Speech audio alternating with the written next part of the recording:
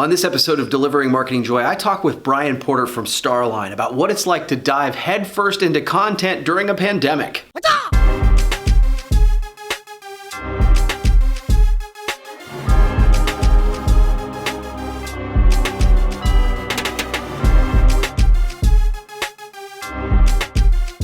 Hey there, and welcome to a brand new edition of Delivering Marketing Joy. I am your host, Kirby Hasseman, and joining me today, a repeat guest, an absolute verifiable rock star.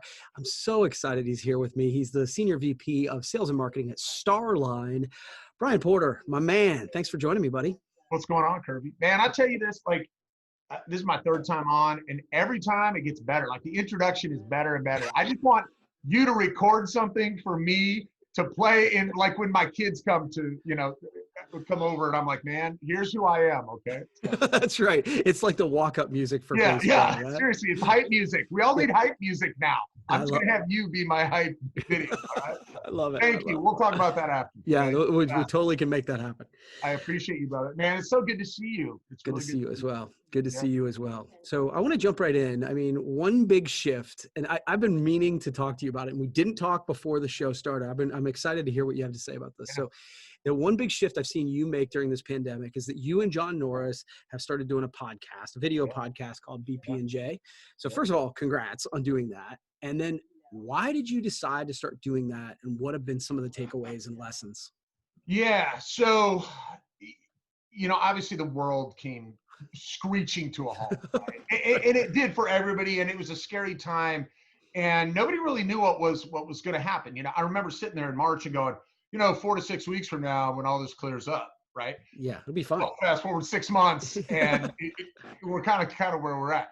So, we sat down, a small group of us, and John and myself, and we wanted to kind of put together just a quick platform for us to be able to stay connected, right? And talking to you about this is the podfather in the industry, right? I mean, you really have pioneered all this, and you make it look so easy, but it's not nearly as easy as it would seem. But, we wanted to find a way to not talk about anything that had to do with us, but just to have an open dialogue and a communication with people that were going through similar situations and talking with friends. And, I think that it's been cathartic for us to be able to have these people on and say, hey, where are you at? And what are you feeling? And what do you see?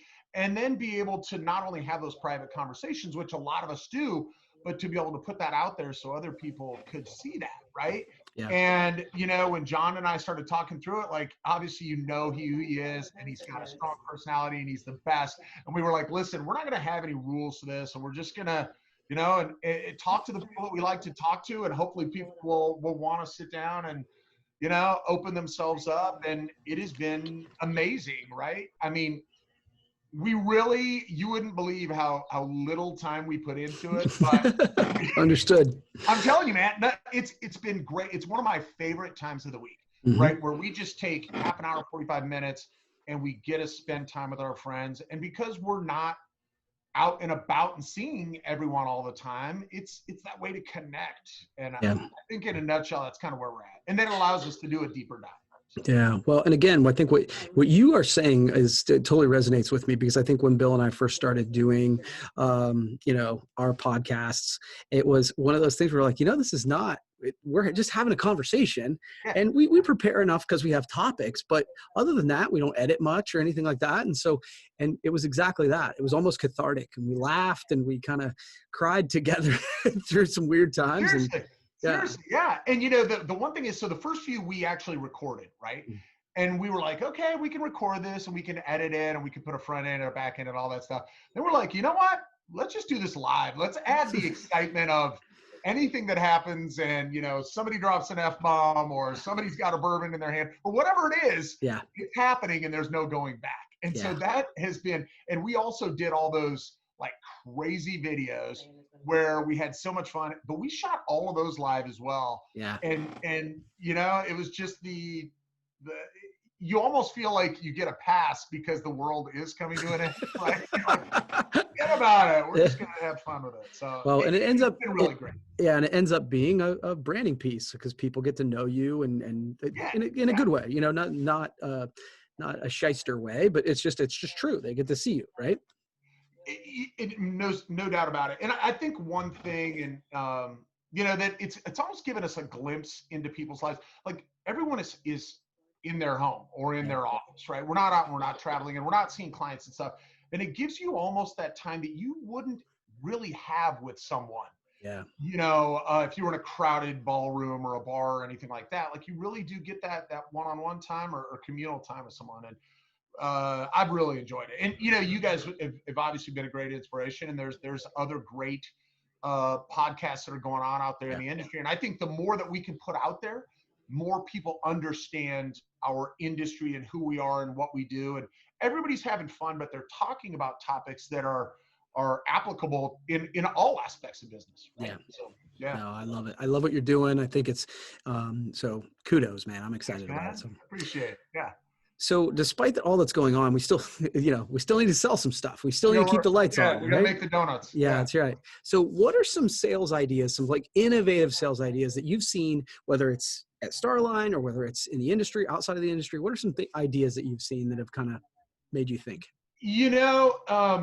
First, I have been so impressed with how our industry has survived and has pivoted. Obviously everyone that knows the industry knows kind of where we fall, right? Like Right. we are incredibly important, but we're also, when people start to make adjustments in their budgets and those types of things, we're the first to kind of get that cut, right? And so also in this time, so many people just pivoted to, the medical sales and the PP and those types of things. And even though that wasn't for us at Starline, we really tried to stay true to who we were and just be very consistent.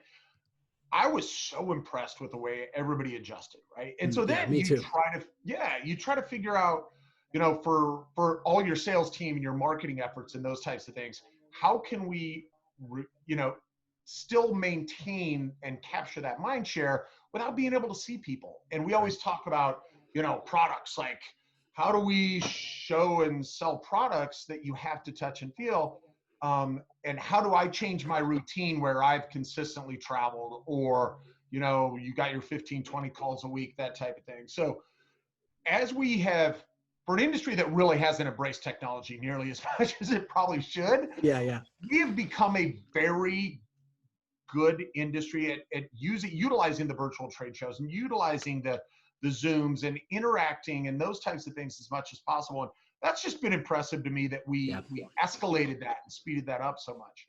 I've seen people do different, unique, fun, creative things. But that doesn't surprise me in our industry. Like, I just think we're just good at that, right? The creative side comes naturally, and you throw things out there and see what works. But I mean, I think we've all kind of moved the same way. I think society as a whole has become way more efficient. Like I love being able to drive to my favorite restaurant, pull up into the number 7 slot, and they bring me everything. And if it's Mexican, they bring me margaritas and the whole 9 yards, right? Yeah. So it's beautiful, some of those things that have happened and have, just gotten better. I think as much turmoil as there is out there in the world, I think there's so many other ways where people have really stepped up to help, from whether it's a business standpoint or it's a personal standpoint, and gone beyond just, checking in on your neighbor and those types of things. Yeah. A lot of people I've always worked from home. I couldn't go into an office. It would make my head want to explode. But for a lot of people working from home, like I've probably touched base with more employees and clients just to see how they're doing, just because they're not used to that disconnect, Yeah. So, no, I agree. I always joke that, I'm an introvert. You should check on me. Right. Like I like having people around me, and no doubt.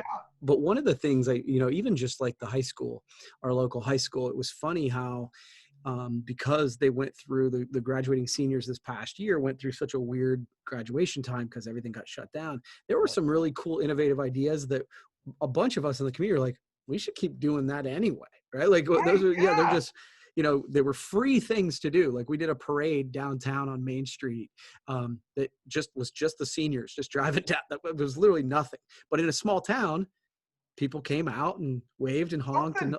and it was like, we should do that every year. Yeah. And you know what? And that meant so much to them as seniors, Yeah. but it also meant something to the people, the community, that they just got out and they felt communal where they've been shut down and they've been in their house. It doesn't have to be some giant extravagant Right. thing, but it Yeah. just has to be a connection, right? So No, that's yeah, I great. hear you, man. I think we've all pivoted in our own unique ways in that respect. So yeah. Well, it leads nicely because I was seeing a team picture the other day with Oh Coach yeah. Porter, and you were there with your team, and that was super cool. I think we all talk about all the challenges of this time, but I think some of us have had the ability to do some different things. Like you talk about your normal travel schedule. So, what have you been doing to try and enjoy life? You know, uh, this is a great question because this is like I think we've all in some way tried to find that silver lining, right, Yeah, to all of this. And for me, it has been the time at home, like the time with the kids and the time with friends and family. The coaching aspect, right? Like traditionally, I've always coached in some way, shape, or form, but I wasn't able to really commit fully because I would be gone or I'd miss a week here, I'd miss a game there, that kind of thing. And this has allowed me, stem to stern, like our last two games are over the next 4 days, to be able to be there for every part of it and to be there with Jack, my son, and take him to practice every day and those types of things. And, it just means so much more. You almost lose when you're traveling so much. You lose that real connection right there, and yeah. you do the best you can to make it up. But it has been so nice to be just consistent with life. Now trust me, there's times where I'm sitting out back and there's a plane flying over and I'm like, Totally. where are they going? I wish I was on a plane. I'd Yeah. be in the middle back seat just to be going anywhere. But man, it has been nice, to just reconnect with kind of a normal Yeah. routine. And yeah, It's funny you say that because Amy and I took a quick weekend, just an hour away, same yeah. kind of thing, just go somewhere, and we're sitting out, and a plane went overhead, and Amy goes, "I wonder where they're going." Seriously, yeah, I felt like I was six again, like looking up, going, man, they're going to some exotic location. Now they may be going to Topeka. I don't Yeah, know, but that's right. Topeka sounds good too right now. Yeah, So that's yeah, right. yeah. Well, cool, man. You've answered my three questions. I give everybody a chance to ask me one question. Do you have one for me? I do. So I kind of made a list here, and Okay, I may cool. forget. I may forget some of these things. So let me make a little check here. Author, right? Yes. Marketer, Yes. podcaster, vlogger, landlord, Yeah. husband, father, and then along with all of that, you also run a marketing company and you sell promotional products, right? So So, it instantly made me feel better about what's on my plate, first of all. But my question for you, man, is with all of that stuff, Kirby, that you've got going on in your world, what do you see for you in 2021? I mean, what's around the corner? What do you want to do? I mean, is there, mm, in addition to, or a different angle with some of that stuff, or mhm. what's it look like for you, my friend? Boy, that's a good question. Actually, this is good. So I didn't know this question in advance, right? No, no, no, no. Yeah, Um, so, um, so a couple things that pop into my head. So Amy's project that we're working on together, but she's really the lead on, is trying to finish that big renovation project. We're about, I'd probably 75% of the way done on that. So seeing that to its completion so that we can start, it's a 20,000 square foot historic building that yeah, she's yeah. I've working been on. following it. Yeah, it looks Yeah. great. So finishing that, that's a big one, just to finish the project that's there. I would like to get back to, we were on a growth trend, um, you know, 2019 and actually Yeah. started out 2020 strong. So I'd really like to get back to there. And then honestly, I'm actually looking at the idea of starting another business because that's what I do.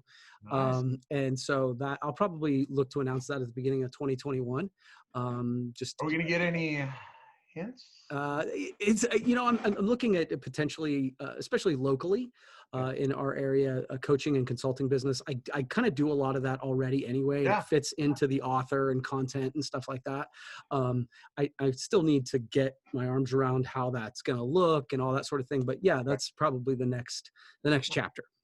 Good for you. Yeah, So you got like a lot that's to, why I you got said, a lot to give. yeah, that's why I said I didn't cue you up for this. This wasn't like, like that I wasn't No, like no, trying. I didn't know what the question was until about 10 minutes ago. Okay, that's fair. So for the record, so yeah. But I mean, we all love to see everything you're doing, and it does. Like I will say this honestly, like it motivates to keep, it does give us all motivation to keep expanding where we're at and doing more stuff. So thank you for lighting a fire underneath all of us, man. So Dude, thank you so much. And I really appreciate you taking the time. Love what you guys are doing at Starline. And yeah, we'll have to do it again. Okay. right on, buddy. I appreciate you, man. Thank you. All right, buddy. That's going to wrap up this edition of Delivering Marketing Joy. We'll see you next time.